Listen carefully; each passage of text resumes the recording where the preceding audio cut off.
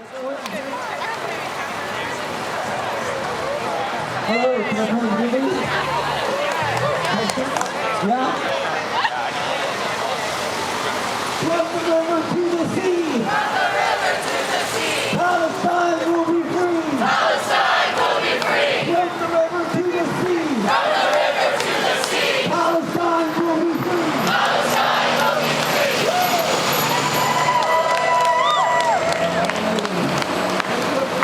Out there on this evening. Someone asked, who are those people? Is it the students who pay tuition to learn? Is it the workers who sustain the daily operations of the university? Or is it the community whose land they lease without paying any taxes? Or is it the wealthy millionaires? Now, we knew the answer to this from the beginning, but they kind of showed it to us now in the most flagrant way possible. Let's go through the stakeholders. The students, they spoke. They overwhelmingly supported divestment through multiple surveys and multiple referendums. That's We're right! kind of flank for these people. Woo! Encourage people and Then the workers spoke, and they overwhelmingly supported divestment as well. That's right! And we know the community speaks because we see them at their actions. But even on Brown University's Community Council, the body tasked with recommending things to the corporation based on what the community says, they also recommended divestment. That's right! In fact, Brown themselves recommended divestment. We all know their Ethical Investments Office, ACRIP, conducted an 8-month-long investigation of companies profiting from human rights abuses in occupied Palestine, and even they recommended to the corporation that they divest. Now, we know,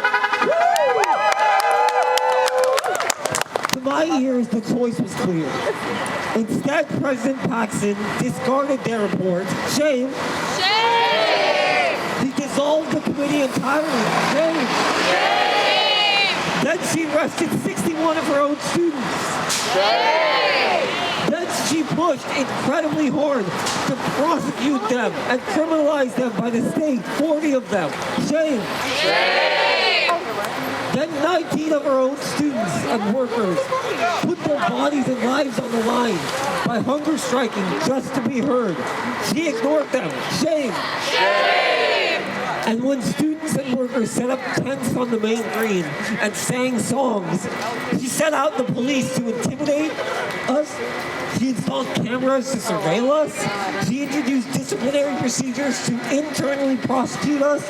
And she put forth incredibly repressive new protest policies for all of us. Shame. Shame! Not only that, she dangled this absolute farce of a committee known as ACRIM, supposedly the new Ethical Investments Office, who investigated this issue for less than a month, admitted that there was egregious social harm, but established a new precedent that we must show a causal link between investments and social harm. Fundamentally saying that it would be almost impossible to ever divest from anything again with these new rules. Shame. Shame! And then they were so scared of us, the corporation decided to vote in secret to maintain their investments in genocide, to maintain their investments in scholasticide, to maintain their investments in those who were burned alive in Deir al-Balah.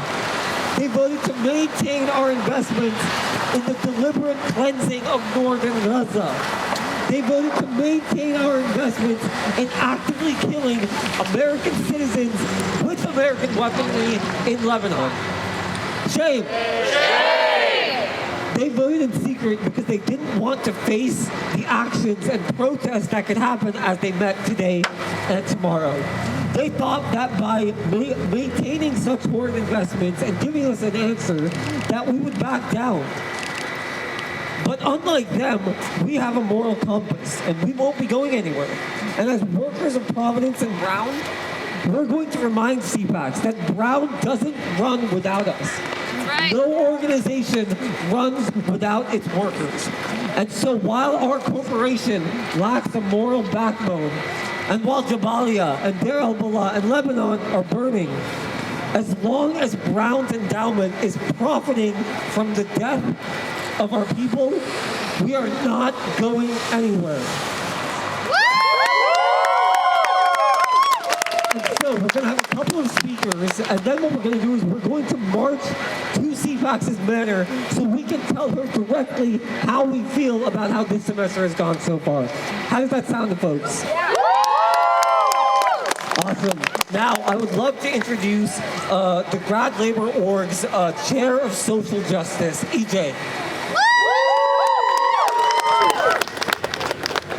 Free, free Palestine! Free, free Palestine! Free, free Palestine! Free, free Palestine! Free, free, free Palestine! Free, free, free Palestine! Hi everyone, my name is EJ, and I'm the Social Justice Chair at Blow, and also a member of PSC. And in my research here at Brown, I study racial capitalism.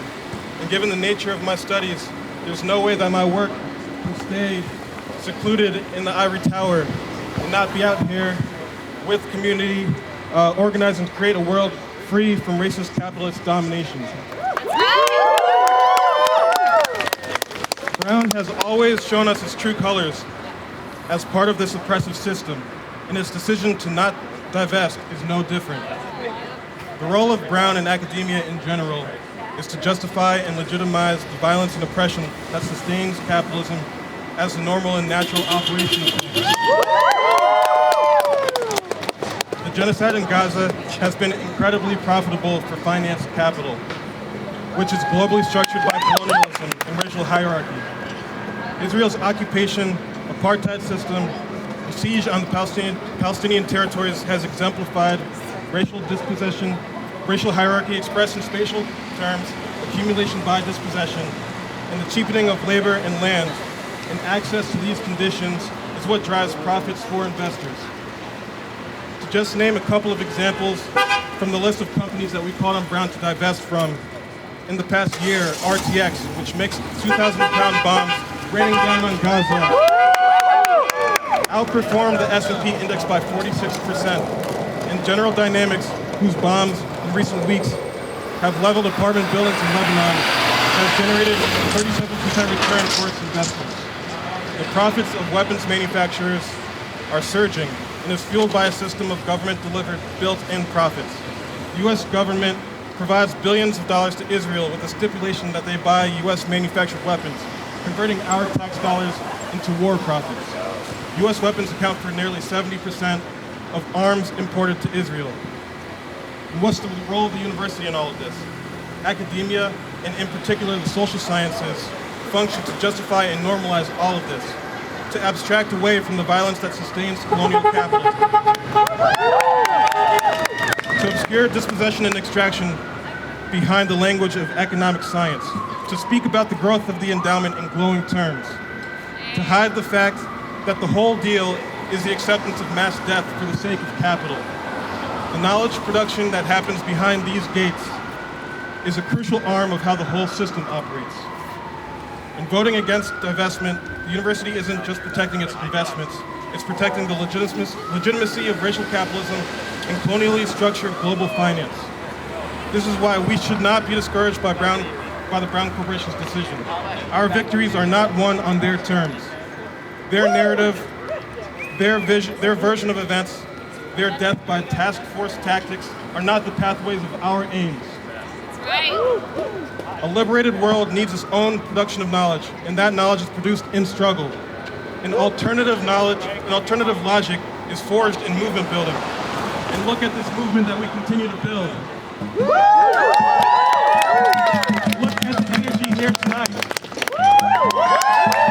Look at how many of us have turned out to continue to fight. The corporation vote is only a minor setback because we continue to build this movement and we continue to fight. We continue to use our own tactics and methods, and we break from the logic of the university. We push forward together in community out here in these streets until we win.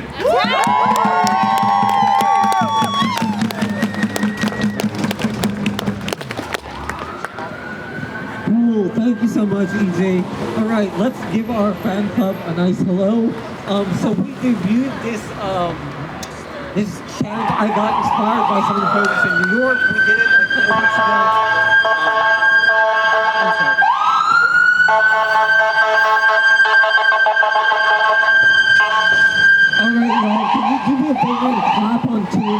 So 1, 2.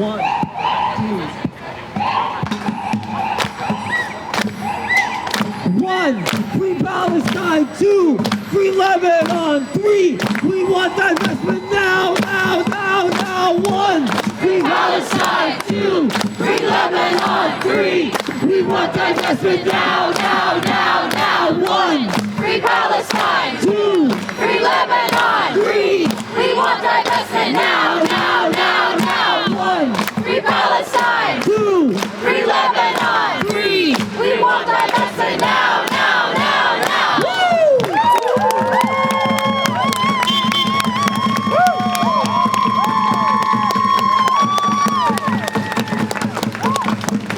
All right, y'all.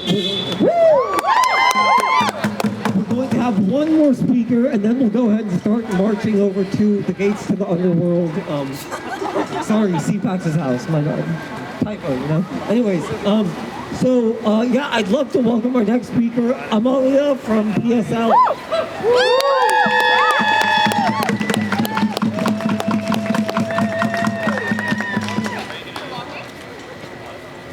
Christina Paxton, you can't hide. You are aiding genocide. Christina Paxton, you can't hide! You are aiding genocide! Christina Paxton, you can't hide.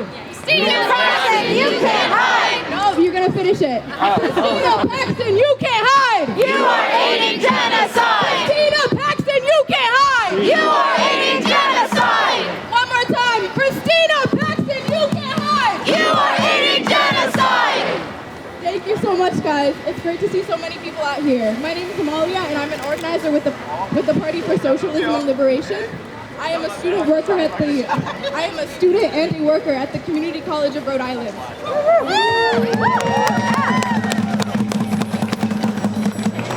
Brown's refusal to listen to students, alumni, and the entire community, not only in Providence, but across the entire state, impacts every single one of us. So I'm here as a student, as a worker, and as a Rhode Islander to speak against the imperialist war makers.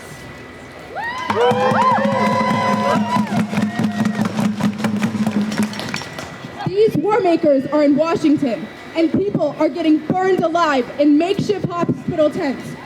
And the actual hospitals have already been burned to collapse. Shame! These war makers continue to give marching orders to their watchdog Israel to bomb and to burn the hospitals in Palestine. Shame! But let it be clear, the war makers not only sit in Washington, they sit here in Providence. And Brown's refusal to divest proves that. Shame. Brown University is a monopoly institution in Providence, meaning it cannot operate without the siphoning off of all surplus of our labor power while having no competitors. It pays nothing for its for-profit operation, while the people of Providence and Rhode Island suffer. Brown cannot keep the rate of profit intact without the huge tax break it's getting from our community. It is the biggest landlord in Providence. Shame! Brown's bait and switch tactics regarding the popular demand for divestment reveal its hypocrisy. Behind Brown's educational facade, behind its flimsy moral rationale for rejecting divestment, we can easily see the truth. A profit-driven corporation that is calling the shots. The Brown Corporation is meeting tomorrow, but already the president of the university made up the rigged decision of an investor-friendly advisory board that it is going to reject divestment. Divestment from the settler colonial state of Israel that is orchestrating the genocide of the indigenous people of Palestine. Why did Brown University President Christina Paxton reject divestment? Why did the corporation with a sham advisory committee report already rejecting divestment from genocide and ethnic cleansing? It is because of the politics of imperialism. Brown University plays out the same logic of imperialism while simply trying to hide that with their justifications. The Brown University president presented the justification, and that said that it has done all the checks on this social responsibility of the investment it makes, and it's given itself a clean report card, and it has presented its investments as rational. just to protect the rates and numbers of profit to remain intact. The investors believe that divestment would disrupt the free hand of capitalism and keep their profit from growing. There lies the crux of the matter, despite Christina Paxson hiding it with her flowery language.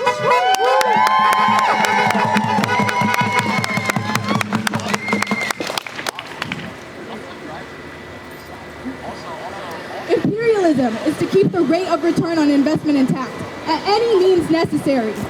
War, expansion, destruction, and genocide all are on the table to keep this free hand of capitalism intact. At any means, shame! At any means necessary. Oh, oopsies. The slaughter of Palestinians, the war on Lebanon, while done by the Israeli occupation force, it is directed by the cold-blooded logic of investors in the boardrooms, very much like the Brown Corporation board.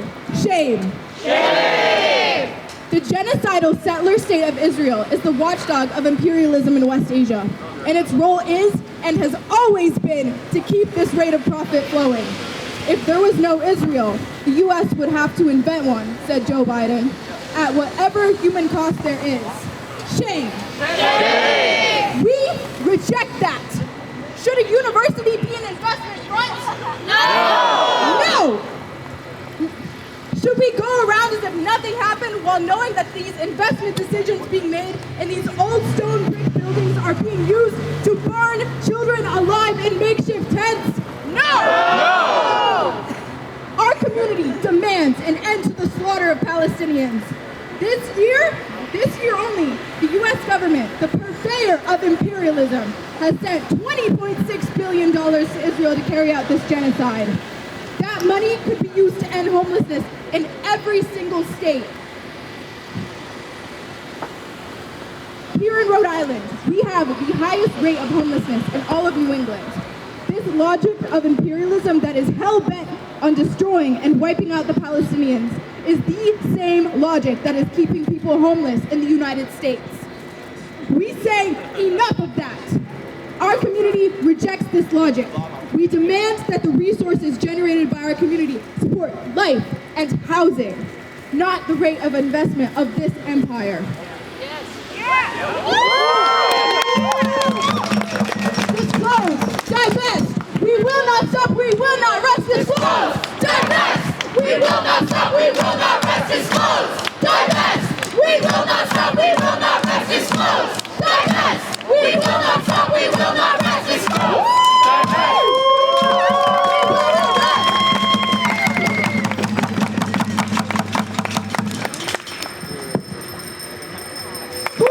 Gaza, we will liberate. Gaza, we will liberate.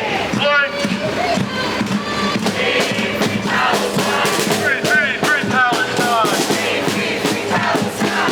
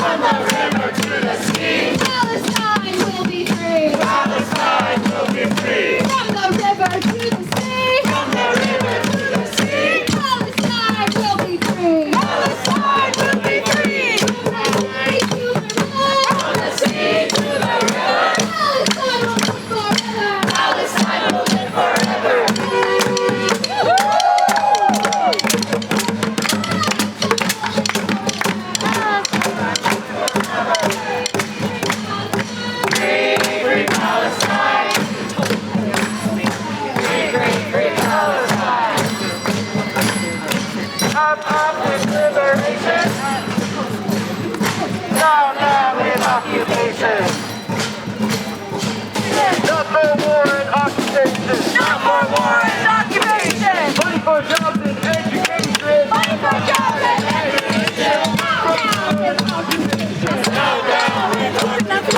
Divest now! Divest now! Divest now! Divest now! Divest now! Divest now!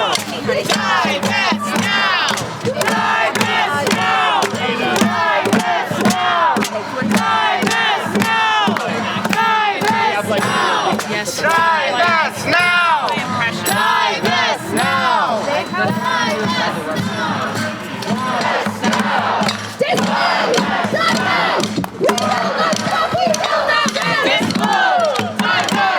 We will not stop, we will not rest. It's closed! Divest! We will not stop, we will not rest. It's closed! Divest! We will not stop, we will not rest. It's closed! Divest! We will not stop, we will not rest. It's closed! Divest! We will not stop, we will not rest. Divest now! Divest now! Divest now! Divest now! Divest now! Divest now! Divest now! Divest now! Divest now! Divest now! Divest now! Divest now! Divest now! Divest now! Divest now! Divest now! Okay, cool. Cool. All right. So now we have the chance to talk to CPACs. Let's get one of our Palestinian scholars, Lubna.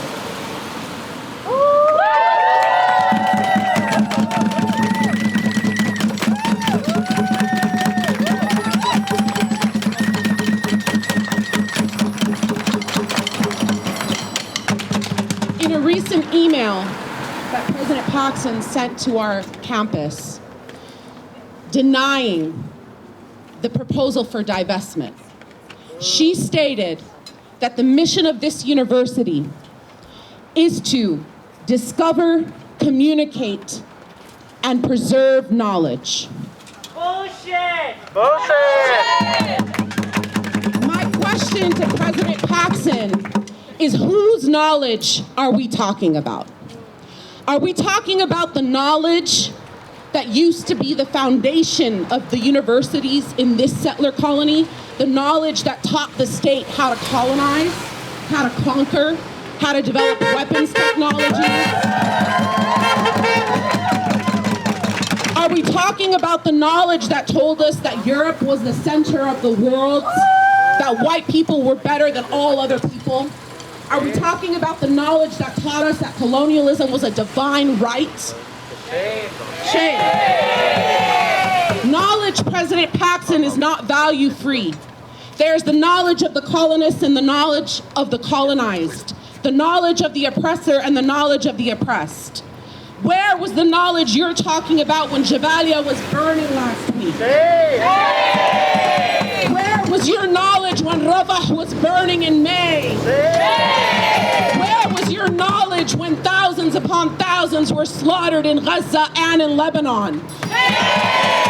Your knowledge was telling the world that it's natural and normal to invest in genocide. Your knowledge is trying to rehabilitate a status quo that is breaking apart at the seams. Today's protest is organized by workers, for workers, understanding the long history of workers and of laborers in the history of revolt. And I want to start by saying, for many of you who are newcomers to the Palestinian liberation struggle, it's very important to remember that before the Zionists were able to capture our land, before they were able to expunge us from our land, from history, massacre us and displace us, uproot us, destroy our villages, before that happened, one of the first things that they did to prepare and to create conditions ripe for conquest was to eliminate the Palestinian workforce from their economy.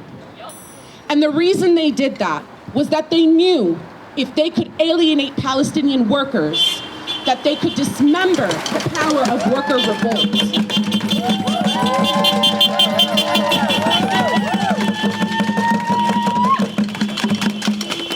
In 1967, when the Israelis occupied the West Bank and Gaza Strip, they changed their approach to the Palestinian worker. They began to incorporate Palestinian workers into their economy. Of course, albeit exploited, underpaid, overworked, oppressed workers. But they began to rely on Palestinian laborers. But by the time we got to the first Intifada of 1987, what we all know as a national uprising, it actually began as a worker revolt. It began as a worker revolt. And that Intifada, like the many revolutions and uprisings before it and the many that came after it, it destabilized the system. It made the occupation ungovernable. The same way worker revolt, alongside popular protest, alongside international solidarity and all forms of resistance, made apartheid South Africa ungovernable. It was after apartheid South Africa fell, and after the immense success, tremendous success of organized labor revolt during the first Intifada, that the Israelis reverted back to their original design of eliminating Palestinian laborers from their workforce. So I mention all of this today because the Zionists are aware of the power of workers. They have made a design to debilitate Palestinian labor revolts, even though Palestinian workers and unions are still uprising alongside their people. But it creates a responsibility for us as unions, as laborers, as workers, to persist in refusing the terms of Zionist capitulation. International worker solidarity requires us to say that no capital goes to an occupation. That's right. No more money for genocide. No more of our tax dollars and our union fees going to occupying the Palestinian people. This is what international worker solidarity is, and we have made tremendous strides in the labor movement here in the United States since the 1970s, since the UAW's first BDS initiative, the United Auto Workers, in 1974 in Detroit, Michigan, alongside black workers, Arab workers, who refused to allow their money continuing to be invested in Israeli bonds. We are building upon that long tradition of international worker solidarity. This year alone, 7 major unions have declared calling on the US government for an arms embargo. This is a huge stride, but the real power does not come from the top echelons of our unions. The power comes from the rank and file, the grassroots, unionized or not unionized, to refuse to participate in an ecology and an economy of genocide, of war making, of war profiteering. And Christina Paxson, it's not just the students on this campus who are refusing to surrender to this no vote. It is also the workers, the staff, the teachers, the teaching assistants, the postdocs, all of us. Free, free Palestine! Free, free Palestine! Free, free Palestine! Free, free Palestine! Not another nickel, not another dime, No more money for Israel's crime! not another nickel, not another dime. No more money for Israel's crime! Not another nickel, not another dime. No more money for Israel's crime!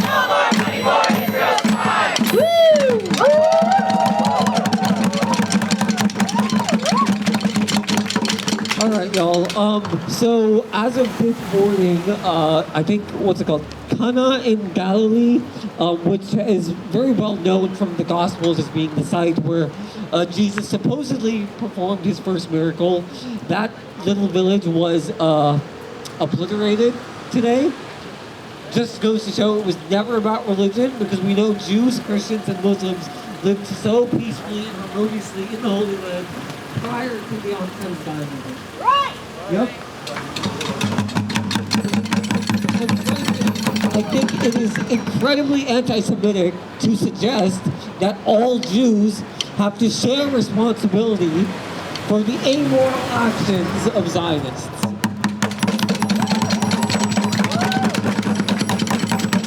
Let's talk a little bit about the real Judaism, not Zionism. It's my honor to welcome my good friend Jackie from Jewish Voice for Peace.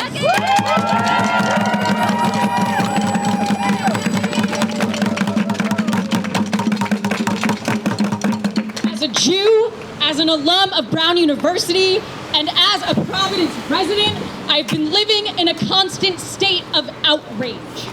Outrage that the Brown Corporation will not listen to those who fight for justice, those who've spent years marked by sit-ins, arrests, hunger strikes, and encampments. Outrage that the corporation members watch as the Israeli military lights Palestinians on fire and choose to do nothing, choose complacency and so-called political neutrality. Outrage that the leaders of this university will continue to profit off the blood of Palestinians while actively bankrupting the city of Providence with their growing landmass of untaxable property. Outrage that at every level of institutional power, from Brown University to Providence City Hall to the government of the United States, the people who hold the levels of power are happy to aid and abet needless slaughter if it'll make their numbers go up. As I think about entities like the Brown Corporation or the politicians who claim to represent us, they say that they are acting in my name, that they are acting for my safety, that funding genocide, sicking the police on protesters, and banning free expression are all to make me and other Jewish people safer. I'm filled with outrage. Not in our name. There is a future where this violence continues, where the coffers of the corrupt continue to grow, and all of us sit in the rubble of a world that has been bombed past livability. We know the Zionists will not stop with Palestine. As a record-breaking hurricane ravages the South Coast, we are seeing firsthand the climate costs of a world of endless war. If no one stops them, the people who survive the bombs will have to spend the rest of their lives climbing to higher and higher ground, escaping the floods. But there's also a different future, a future in which we force our institutions to do the right thing. We force them to divest from genocide of Palestine. We force them to pull their money and resources out of the war machine and put them into our communities. The future is possible and it's on its way.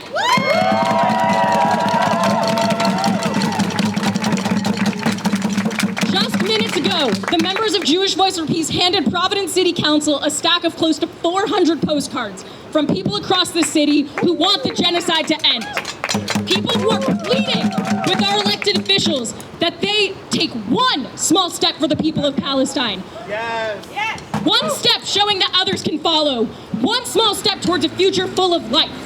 What we have demanded at the City of Providence and what you are demanding at Brown University, what we are demanding at Brown University are one and the same.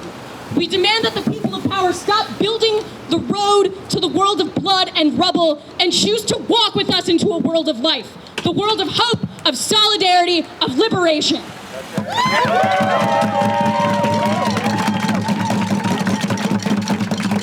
And this future cannot come soon enough. As Americans, we are born with blood on our hands. The legacy of our country is written in the blood of indigenous people, a legacy that continues today as this country affixes its finances to the slaughter of Native people home and abroad. It never had to be this way, and it does not have to continue. I come back to the same line from Leviticus over and over. Do not profit from the blood of your fellow. And as Leviticus goes, has reflection moral clarity in a simple, actionable, non-controversial, one would think, and yet here we are. This university, this city, this state, and this country exist because of the blood of their fellow. Even if they will never admit it, we know it's true. Too many of our institutions make empty promises about upholding some ephemeral code of ethics, some feeble theater of moral legitimacy, while they collude with their funders to find new and horrible ways to line their pockets with the blood of their fellows. I don't understand how any of these people can sleep at night. Shame! Knowing that they pantomime of political neutrality is literally killing people. I can only hope that one day they wake up and realize that this that this cannot continue. That while they may never be able to clean all of the blood off their hands, those hands can still help us build a moral future, this better world. Free! Free Palestine! Free! Free Palestine! Free! Free Palestine! Free! Free Palestine! Disclose! Divest! We will not stop! We will not rest! Disclose! Divest! We will not stop! We will not rest! Disclose! Divest! We will not stop, we will not rest. Disclose, divest. We will not stop! We will not rest! Disclose, divest. We will not stop! We will not rest! Disclose, divest. We will not stop, we will not rest. Divest! We will not stop! We will not rest! Disclose, divest. We will not stop, we will not rest. Y'all, we got a new chant request. Do you want to try it? Yeah? All right, ready, y'all? CPACs, you can't hide. How the fuck do you sleep at night? CPAC, you can't hide. How the fuck Do you sleep at night? CPAC, You can't hide. How the fuck Do you sleep at night? CPAC, you can't hide. How the fuck do you sleep at night? That's you can't hide. How the fuck do you sleep at night? That's by June. Lovely June. All right, y'all. So before we end, so tomorrow there's a few things happening on campus.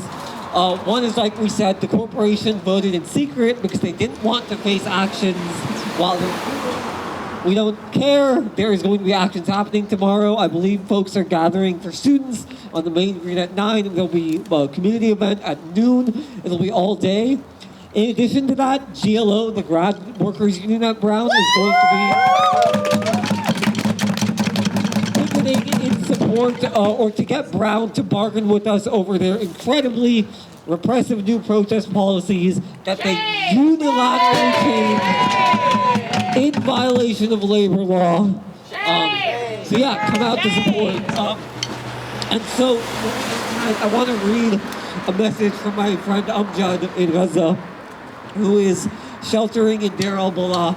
It was a very scary night, last week, all the days bled together, because he hadn't responded for a couple days, and then I saw like the burning tents and stuff, and it was right next to where he was.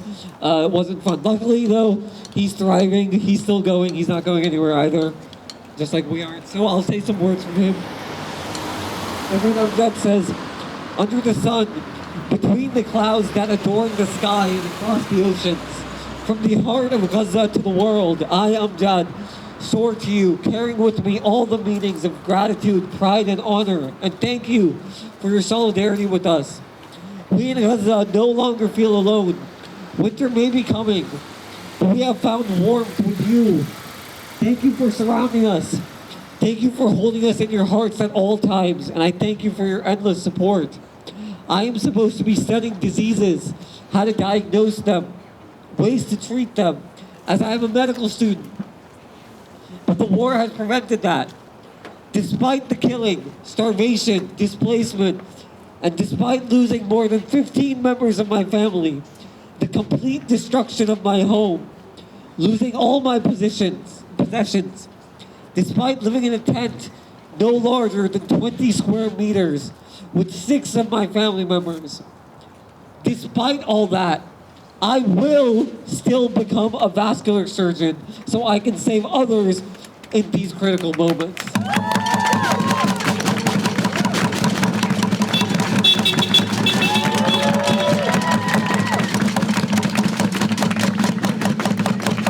So just a reminder, so again, show up tomorrow, but so long as Palestinians are alive and fighting for their lives and their culture to be preserved, just as they won't go anywhere, just as they're not leaving their land, we're not going to go anywhere either. We're not in Palestine right now. We're in the belly of the beast, the heart of the empire.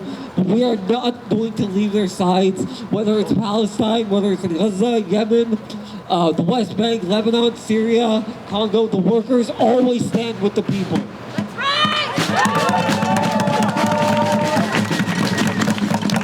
All right, y'all, so I'll see y'all tomorrow, but let's end on free, free Palestine! Free, free Palestine! Free, free, free Palestine! Free, free, free Palestine! Free, free Palestine! Free, free Palestine! Free, free, free Palestine! books and education. Not for war and occupation. Not for books and education. Not for war and occupation. One, free Palestine. Two, free Lebanon. Three, we want divestment now, now, now, now. One, free Palestine. Two, free Lebanon. Three, we want divestment now, now, now, now. One, free Palestine. Two, free Lebanon. Three, we want divestment now, now, now, now. One, free Palestine. Two, free Lebanon. Three, we want divestment now, now, now, now. Thank you guys. We'll see you all tomorrow.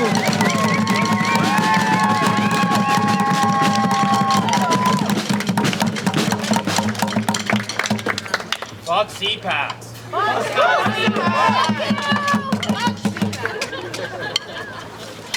Fuck Paxton.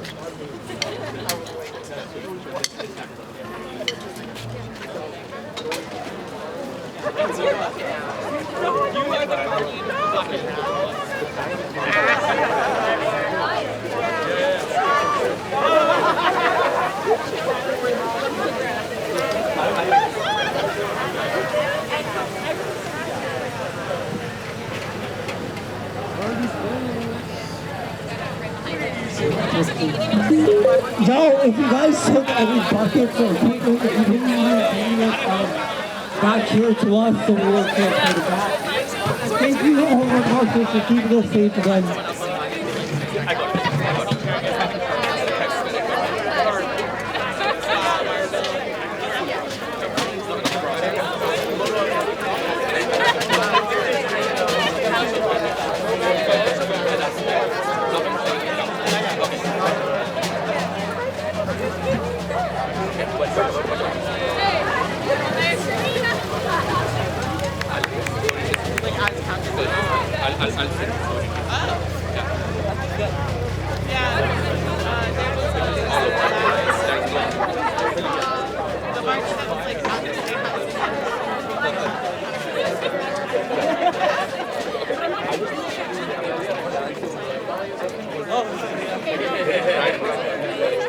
Not that.